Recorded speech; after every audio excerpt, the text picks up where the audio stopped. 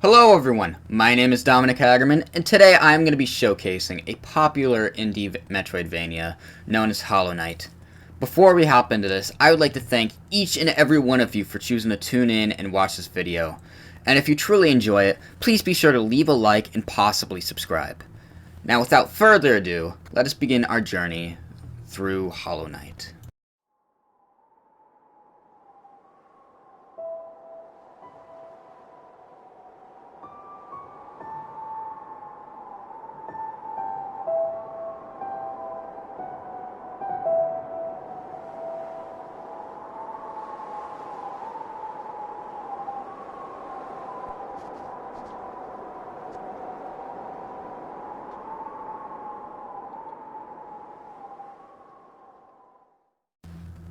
When you begin Hollow Knight for the first time, you're dropped into a tutorial area.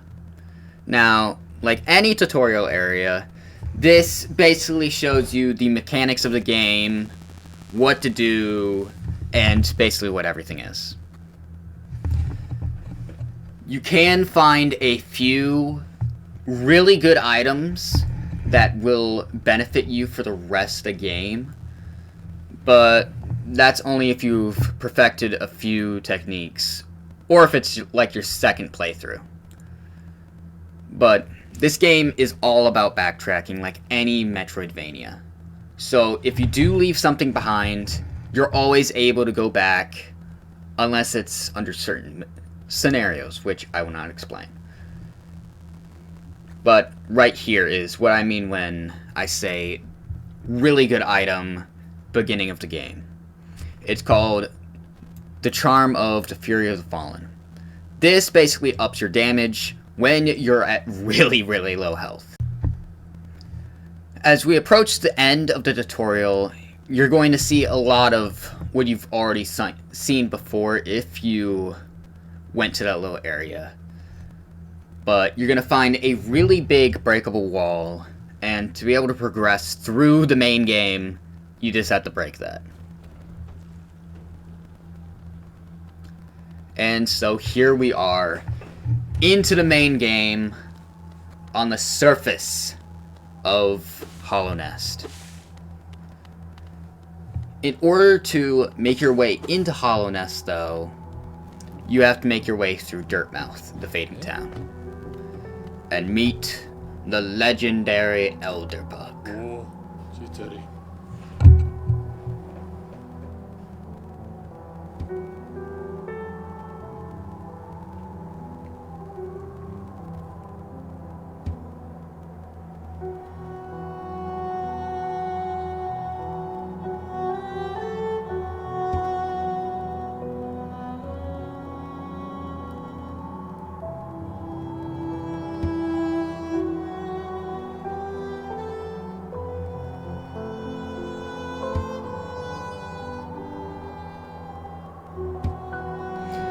So if any of you are wondering why benches are glowing and supposedly important, it's because they serve as respawn points. So if you die at any point in the game, you're gonna show back up at that bench. Or if you log out, that will serve as your basically where you show back up.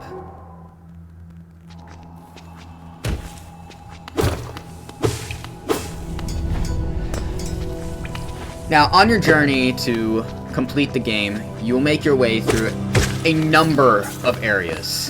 The first you're going to cross through is the Forgotten Crossroads. This basically serves as the main little area which the game feels like it takes place, because you're going to be backtracking into that area a lot during your time of progression. In here, we find ourselves within the Temple of the Black Egg, where we also meet a fellow named Quirrell. Now, Quirrell is really important if you're going to progress through the game, and soon you will be seeing why. But you're going to meet him at a number of places throughout the game, story, whatever the heck you want to call it. but he basically serves as your wingman.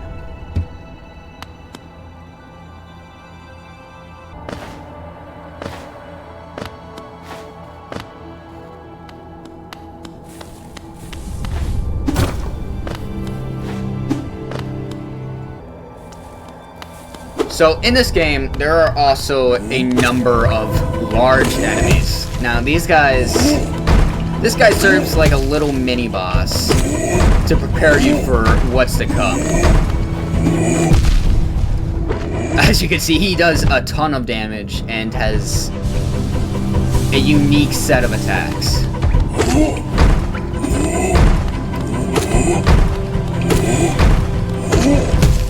And many of the enemies in this game serve as little tutorials for the main boss of the area. And this guy was guarding a little grubby. Grubbies are just little guys trapped in jars. Gotta free them. If you don't, you're evil. Okay? Easy as that.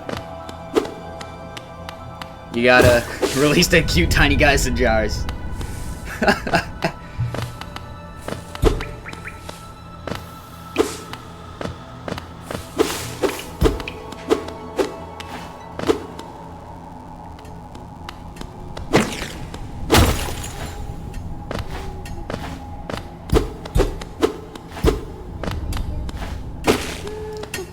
Now in this area, you're gonna find another character that isn't really important, but everybody loves.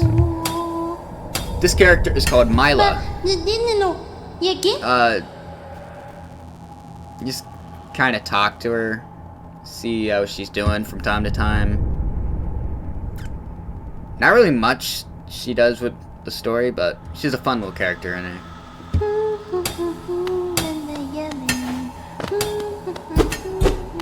And you always gotta be checking for secrets. Even if you checked once already, gotta check it twice.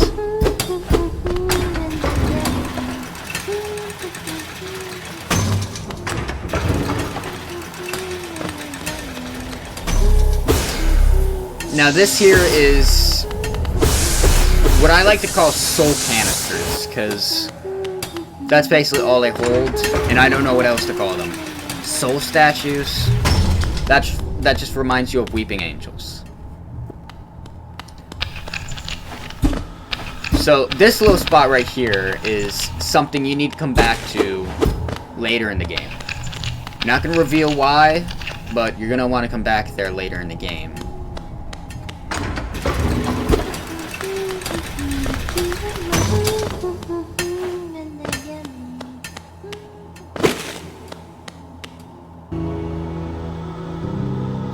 Whilst we were near the topic of the grubbies, there are rewards for finding them and releasing them. You have to go find the grub father, and he'll just toss a bunch of money at you for saving his children. Why are they locked up in jars? That is a question for another day.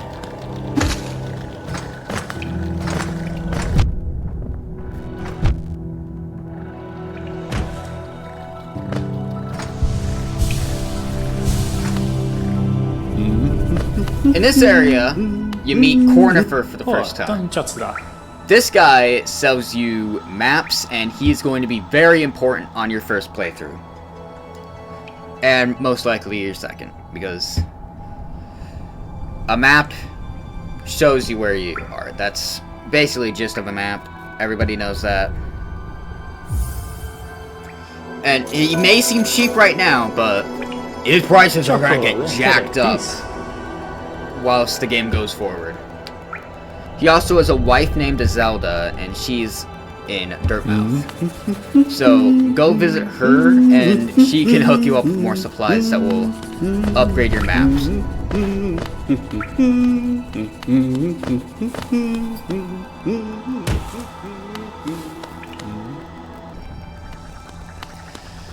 In this area, we see my greatest enemy. No, not that big thing that poops out babies. Don't know if I can leave that in the video. The thing that that thing just fell into. Oh, grubby. But acid. You're gonna see a lot of me falling into acid in the future. I promise you that.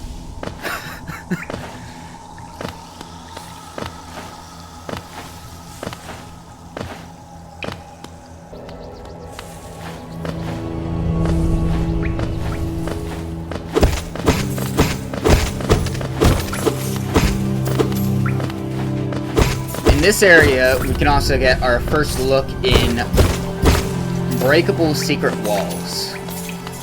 Because behind that little coin stash is, as you'll see in a few seconds, a secret wall that leads to another little coin stash. Why is that important to say? I've got no clue.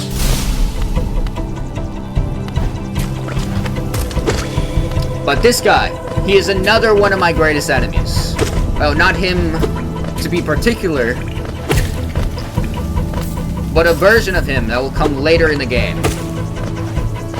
This will not be the last time you see this fellow.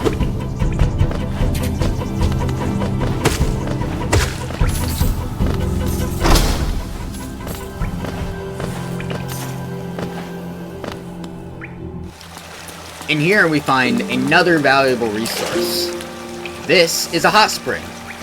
Refills both your soul and your masks, which I forgot to mention serve as your health.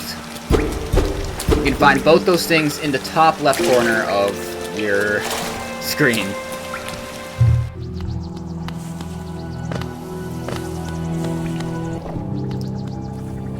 So in this room, you see a sign that is pointing up here.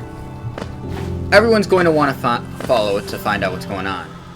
So when you enter the room, you're going to find a save point / bench and a little gumball machine looking thing that you got to put some money in.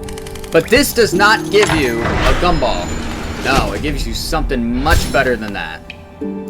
Fast travel. Are you tired of walking everywhere? Well, have no fear, because the last stag is here. Just go pay the toll, find the stag stations, and you can basically go anywhere on the map, as long as you have those stations unlocked. Such as the town on the surface, Dirtmouth.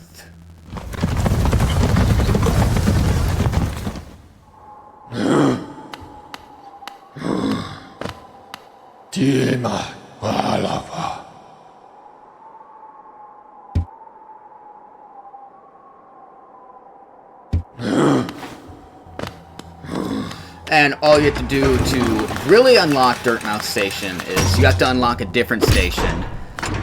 Go to Dirtmouth, hit that lever, and now it's open. Voila. Right here, you can find Cornifer's wife, Izelda.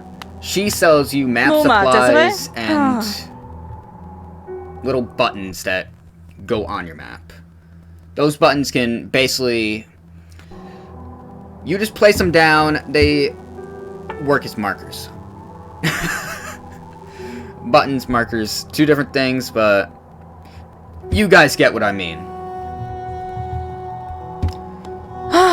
Bapanada. So, the different things she has is a quill, which you can use to update your map to show you where you've been, the wayward compass, to show where you're at the moment, and a bunch of other markers that show you just where stuff is.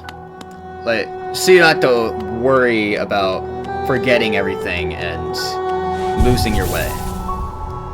Which is also a huge part of this game being a Metroidvania. Backtracking and etc.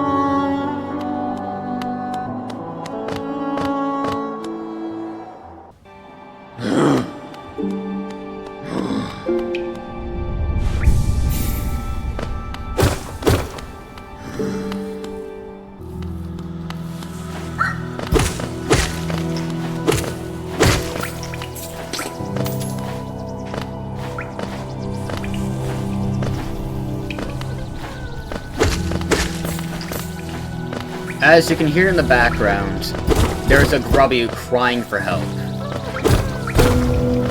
And using process of elimination and that there's a big box like little area right there, you're able to find the breakable wall and rescue the grubby. And if you go through here, you're gonna see another one of these guys just standing there awaiting a challenger.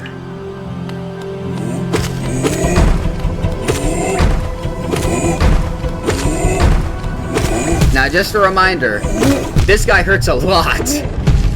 So, just one hit can change the battle immediately. As you can see, I am panicking at this moment, and I somehow pull off the dub.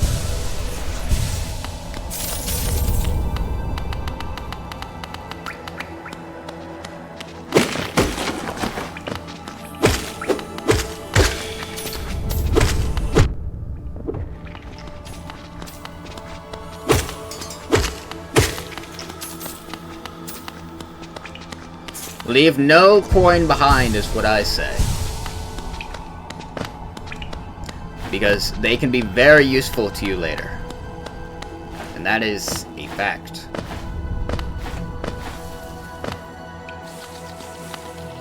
The amount of times I've almost been hit by a car just to prove that is insane. Using this money that I just picked up from the one fella, I can head back over to Zelda and purchase the Wayward Compass. Then I can show all of you where I am at, which is the goal.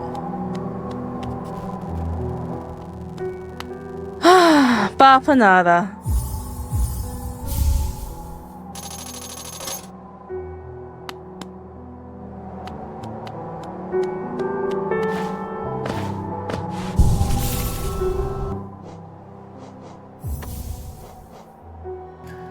To equip the Wayward Compass, you just simply head to the Charms menu and just put it in like we did with the Fury of the Fallen.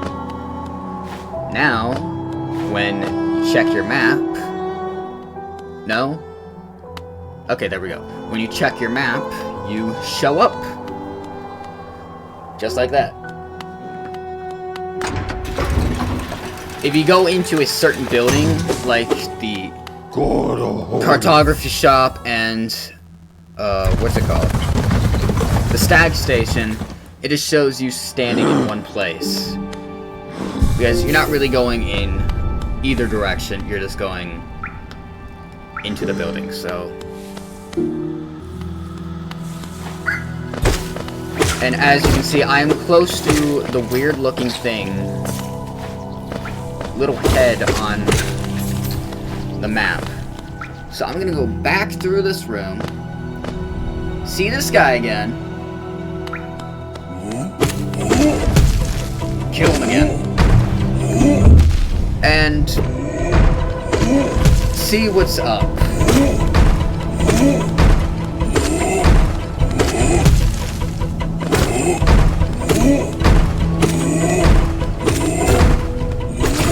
Fun fact, so that wall was actually breakable.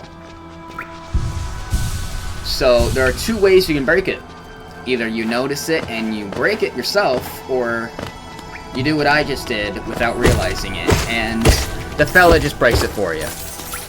Now this little spot, you can't really pogo through it. It's more or less a thing you have to go back to later. Like many other things.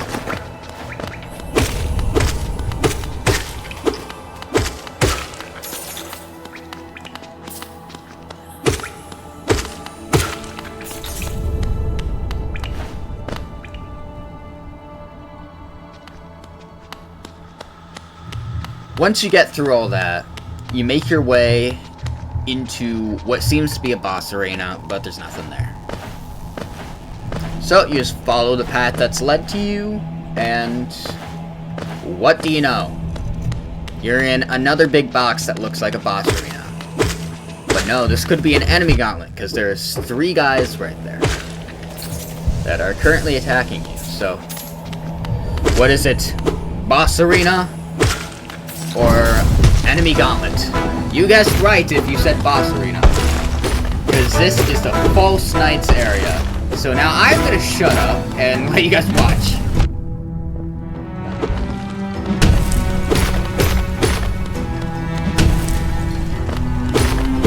Much like the bigger enemy that we fought earlier, this guy creates shockwaves and is a lot different than he looks on the inside. So those little balls that fall out of the sky, you're able to hit back at him as a form of attacking.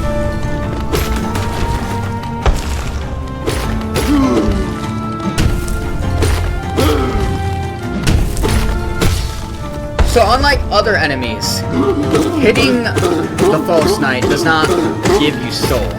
You have to hit its main body, which is within that big shell of armor.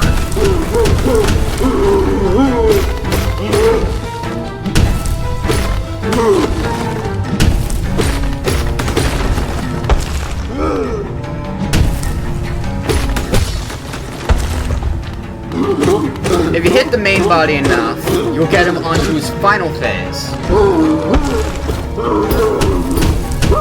And that gate is breakable. Because you can always avoid this boss fight if you're not at a point where you want to fight it.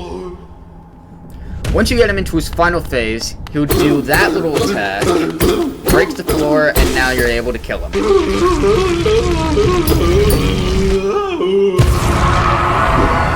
But apart from that, they are a really fun first boss to run into.